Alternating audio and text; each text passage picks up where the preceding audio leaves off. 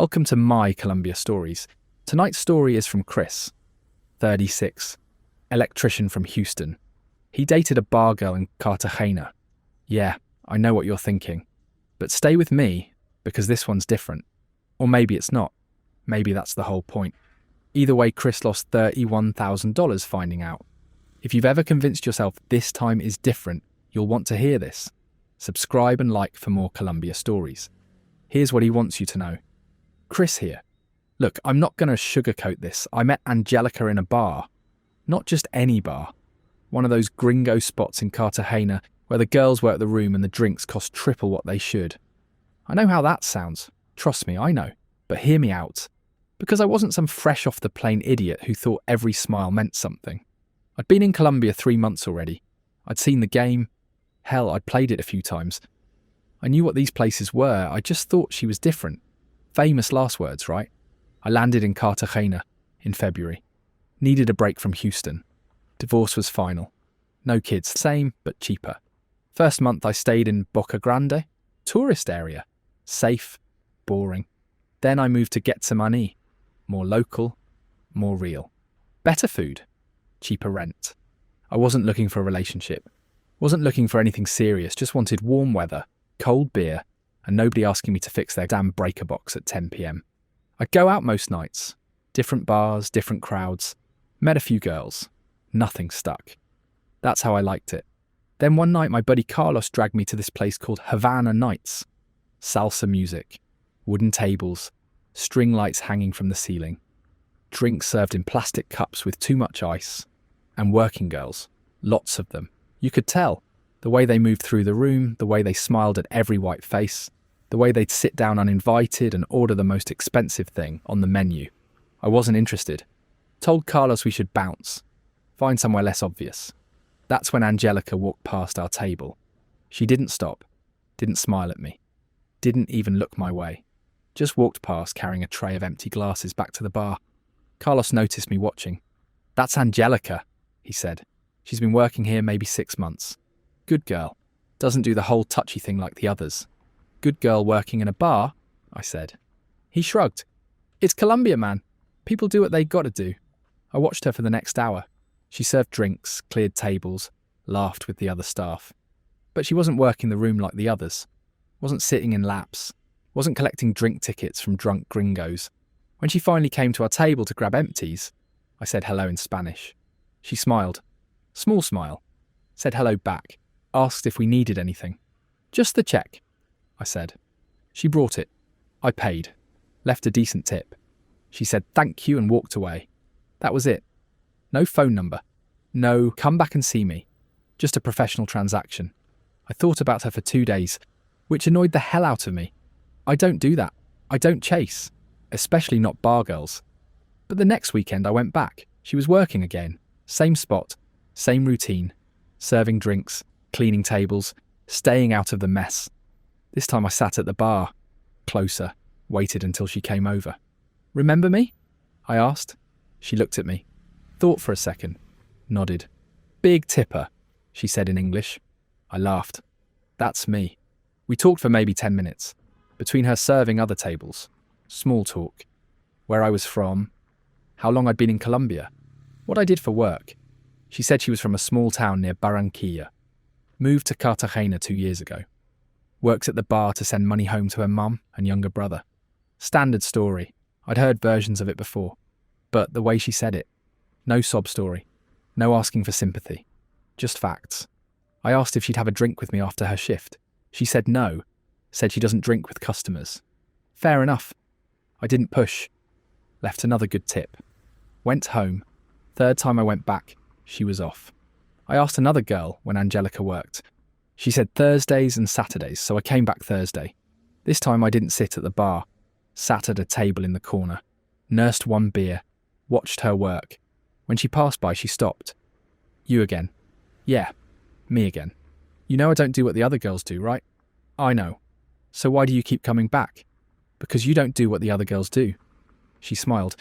Bigger this time. Sat down across from me for maybe 2 minutes before another table called her over, but it was a start. Over the next month I became a regular.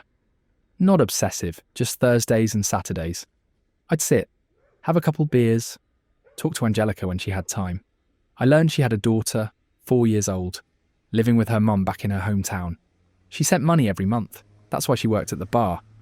Better tips than a regular job. I asked why she didn't just work at a restaurant. Normal place. She said, "You think they pay enough to support 2 people? This place I make in one night what I'd make in a week anywhere else." Made sense. I didn't like it, but it made sense. She asked about me, about Houston, about why I left.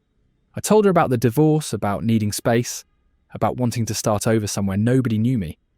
She said, "You picked a good place for that." One night, after her shift, I asked again if she'd have a drink with me. Somewhere else, not the bar. She hesitated, then said, "Okay." We went to a quiet spot down the street, tourist place but calmer, sat outside.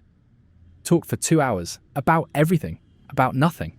She told me about her daughter, showed me photos, told me about her mum raising the kid while she worked. I told her about the divorce, about my ex wanting kids, and me not being ready. About how I sabotaged it without meaning to. She didn't judge, just listened. When we left, I walked her to the corner where she caught a moto taxi home. Didn't try to kiss her, didn't ask to see her place. Just said goodnight. She texted me the next day. "Thanks for coffee, it was nice." That's how it started. A month later, we were dating. Kind of. She still worked at the bar, I still came by on her shifts, but we'd meet up after. Coffee, walks, cheap dinners at places that didn't cater to tourists. She never asked me for money, never hinted, never pulled the sick family member card. I offered once, said I could help with her daughter's school fees. She said no, said she didn't want that kind of relationship. I respected that. Made me trust her more. 2 months in, she told me she hated the bar, hated the drunk gringos, hated the other girls who gave her shit for not playing the game. "I want to quit," she said, "but I can't. Not until I have something else." "What would you do?" "I don't know. Maybe work in a shop or learn English better. Get a real job." I thought about it for a week. Then I made her an offer. "What if I helped you? Not forever. Just until you found something better.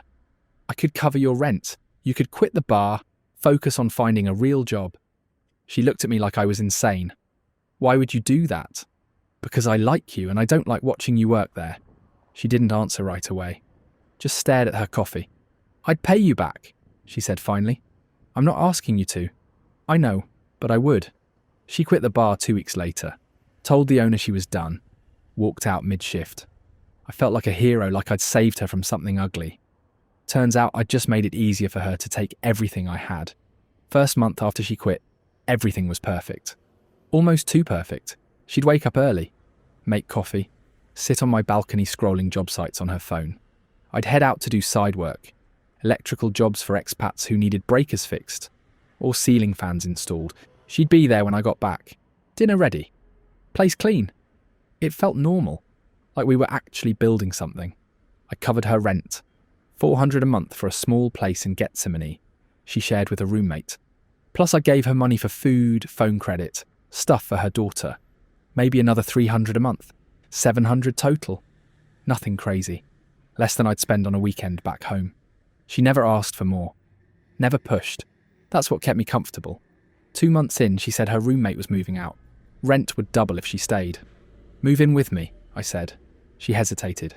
Said it was too fast. Said people would talk. I told her I didn't care what people said. She thought about it for a day. Then said yes. She moved in with 1 bag. Clothes, toiletries, a photo of her daughter in a cheap frame. That was it. I cleared out half my closet. Gave her a drawer in the bathroom. Bought an extra pillow. It felt right. Like this was what normal people did. For a while I forgot she used to work in that bar. Forgot how we met. Just saw her as Angelica. My girlfriend. The woman I was building a life with. Then the emergencies started. First one was her daughter. 3 months after she moved in, she got a call from her mum. Middle of the night. She answered in Spanish. Voice panicked. When she hung up, she was crying. "What happened?" "My daughter, she's sick, high fever. My mum took her to the clinic. They want money up front." "How much?" 300,000 pesos. I did the math, about $75. "That's it." She nodded, wiping her face with the back of her hand. "I'll send it. Right now." "Chris, no, you already do so much." "It's your kid, don't be stupid." I sent it through Western Union. She picked it up an hour later, sent it to her mum. 2 days later, she said her daughter was fine. Fever broke. Just a virus. I felt good about it. Like I'd helped. Like I was part of the family now. Looking back, that was the test. To see if I'd pay. To see how easy it was. Second emergency came a month later. Her mum's house. Roof leaked during a storm. Water damage. Needed repairs, or the whole thing would rot. How much? 2 million pesos, about $500. More than the last time, but still manageable. Okay, I'll handle it. Chris, I can't keep taking your money. You're not taking it. I'm giving it. I sent 500. She was grateful. Said her mum cried when she got the money. Said her mum wanted to meet me someday. I believed her. Why wouldn't I? Third emergency was her brother. Got in trouble with some guys. Owed money. They were threatening him. How much does he owe? 5 million pesos, about $1,200. I hesitated on that one. 1,200 was real money, not pocket change. What kind of trouble? She didn't want to say at first. Finally told me he borrowed money to start a moto taxi business. It didn't work out. Now the lender wanted his money back with interest. If he doesn't pay, they'll hurt him. Maybe worse. I looked at her. She wasn't crying this time. Just looked scared, tired. You trust your brother? He's stupid, but he's my brother. I sent the money, told myself it was a one-time thing. Told myself after this, no more family bailouts. She thanked me, said her brother would pay me back someday. I knew that was bullshit, but I said okay anyway. Things got quieter for a few weeks. No emergencies, no asks. Just us.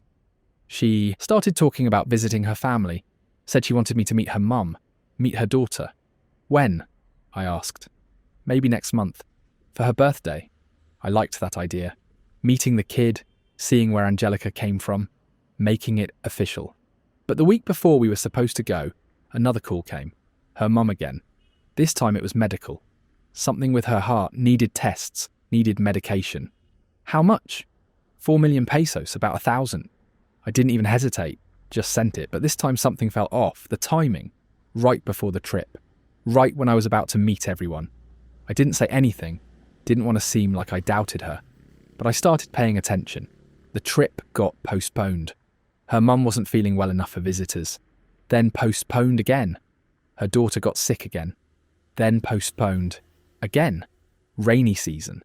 Roads were bad. I stopped asking. Just waited. Meanwhile, the money kept flowing. Her phone broke. Needed a new one. $300. Her mum's house again. Electrical problems this time. $400. Her daughter's school fees. $600. Every month something. Always believable. Always urgent. Always just enough that I'd say yes without thinking too hard. By the 6th month, I'd sent close to $8,000. Not counting rent, food and everything else. I started doing the math. Started adding it up. 8 grand in 6 months. 16 grand a year. For what? A girlfriend I hadn't seen with her family. A kid I'd never met. A life that only existed in her stories. I asked to see photos, recent ones. Her with her daughter. She showed me some. But they were old. Months old. Take a new one, I said. FaceTime with her. I want to see her. She's shy, doesn't like video calls. She's 4. Kids love phones. Angelica got defensive. Said I was being paranoid. Said her family wasn't some performing circus for me to inspect. I backed off. Didn't want to fight. But I started noticing other things. She'd get calls. Always in Spanish. Always in the other room. I'd hear her voice change. Sharper, less sweet. She'd be on her phone a lot. Texting, smiling at the screen. When I asked who she was talking to, she'd say her mum. Or a friend. Or her cousin. Always someone I'd never met. Always someone I couldn't verify. One night, I picked up her phone while she was in the shower. I don't know why, just had a feeling. She didn't have a passcode. It opened right up. WhatsApp. Messages from a guy named Carlos, not my Carlos, different one. I scrolled. When are you coming back? I miss you. Did you send the money yet? I felt my stomach drop. Kept scrolling. Her replies. Soon, I'm working on it. Miss you too. Sent 2,000 yesterday, more coming. I put the phone down. Sat on the edge of the bed. Tried to make sense of it. Maybe it was her brother. Maybe Carlos was a nickname. Maybe I was reading it wrong. She came out of the shower. Saw me sitting there. You okay? Yeah, fine. She got dressed, picked up her phone, didn't notice I'd moved it. I didn't say anything. Not that night. But I started watching, started questioning everything. 2 weeks later, she said her mum needed surgery. Emergency. Heart thing again. How much? 10 million pesos, about 2,500. I stared at her. That's a lot. I know. I wouldn't ask if it wasn't serious. How do I know it's real? Her face changed. Hurt. Angry. What does that mean? It means I've sent you almost 10 grand, and I've never met your family, never seen your daughter, never even video called your mum. So you think I'm lying? I think I don't know what's true anymore. She packed a bag that night, said she needed space, said she was going to stay with a friend. I told her not to go, told her we could talk about it. She left anyway. Didn't take much. Just clothes. Her phone. The photo of her daughter. She texted me 2 days later. My mum's surgery is tomorrow. If you want to help, you know where to send it. If not, I understand. I sent the money. $2,500 because I'm an idiot. Because part of me still wanted to believe. She said thank you. Said the surgery went well. Said her mum was recovering. I asked when she was coming back. She said soon. That was 3 weeks ago. I haven't seen her since. I went to Havana Nights 2 days after she stopped replying. Same bar, same music, different girls working. I asked the bartender about Angelica. He looked at me funny. She doesn't work here anymore. I know. I'm asking if you've seen her. He shrugged. Not in months. One of the girls overheard. Came over, smiled like she recognized me. You're the guy, the electrician. Yeah, you know where Angelica is. She laughed. Not mean, just knowing. Probably back in Barranquilla by now. That's what she does. Works here a few months. Finds a guy. Then goes home when the money runs out. What are you talking about? You're not the first, honey. She's been doing this for years. I felt my chest tighten. Doing what? The whole thing. Quit the bar, move in. Family emergencies. You paid for her mum's surgery, right? I didn't answer. She patted my arm. Her mum's fine. Never been sick a day in her life. I found her roommate, the girl she used to live with before moving in with me. Took some digging. But Cartagena's small when you start asking questions. She confirmed it. Said Angelica had a boyfriend back home. Carlos. They'd been together for years. She comes to Cartagena to work, sends money back to him. Sometimes she finds a foreigner. Makes more that way. So the whole thing was fake. The roommate shrugged. I don't know what's fake and what's real. Maybe she liked you. Maybe she didn't. But the money, that was always real. I went through my bank statements that night. Added it up properly this time. Rent for her old place before she moved in. 2,800. Money for her after she quit. 4,200. Family emergencies. 12,500. Phone, school fees, random shit. 3,000. Covered dinners, trips, everything else. 8,500. Total, $31,000. In 7 months. For a woman who was never really mine. I tried calling her one more time. Number disconnected. I checked her WhatsApp. Account deleted. I even looked up her supposed hometown on Facebook. Found a few Angelicas. None of them her. She was a ghost, always had been. I'm still in Cartagena. Still doing electrical work. Still living in the same apartment where she used to make coffee. I see women like her all the time now. At bars, on dating apps. Walking through Gethsemane with their phone in one hand and some gringo's hand in the other. I wonder how many of them are running the same play. How many of them have a Carlos back home? How many of them quit the bar just long enough to drain a bank account? Some guys would say, I'm bitter. Maybe I am. But here's the thing I can't figure out.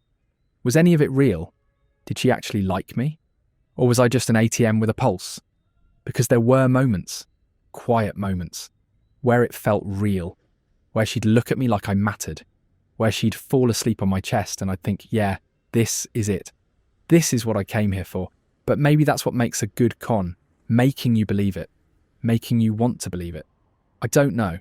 I'm not smart enough to figure that out. What I do know is that I sent a woman 31 grand.